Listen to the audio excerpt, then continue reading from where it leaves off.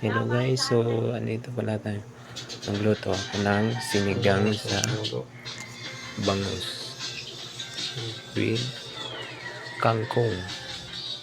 Kangkong lang yung gulay natin ngayon guys. So ayan, nakapaglagay na ako ng mga sibuyas at kamatis, luya. Una ko nang nilagay para kumulo.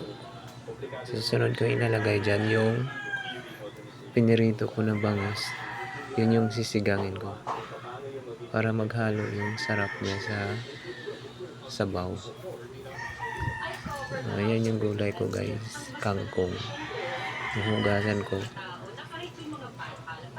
Wala kasi kaming malaking bowl na pwedeng hugasan siya.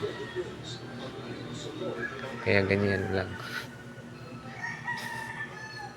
So, yan, nanghihintay kasi akong kumulo niyan. Tsaka ilalagay ko na yan. Pag kumulo na yon,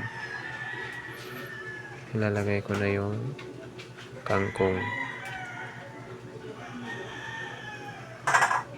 So, ayan na, binuksan ko na kaya.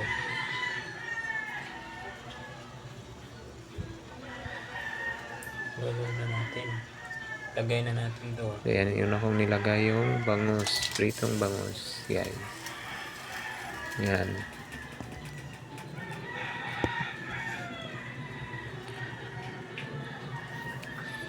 Tapos tatakpan ko na. Then kung kumulo ng siguro mga 30 minutes or 15 to 20 minutes, ganyan. Wait na lang natin kumulo para magnuot yung sarap sa sabaw.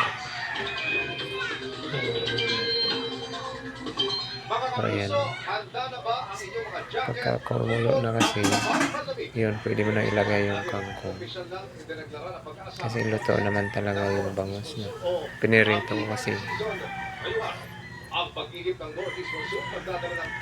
Yun, hindi pala masyado ako magsalita ng ano kasi masakit yung may singaw kasi ako sa labi guys, pagkatapos ko lang ng trangkaso, kaya ayan. So ayan na, nilagay ko na yung kangkong lang po yung gulay dyan. Tapos pinakpan ko. So ayan na, luto na yung kangkong. Sinigang. Ayan guys.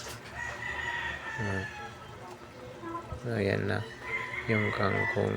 Yan, tinikman ko na yung sabaw. Sarap siya. Hindi pa pala nalagay yung sinigang dyan sa gabi. Yung ginamit kong sinigang is sinigang sa gabi.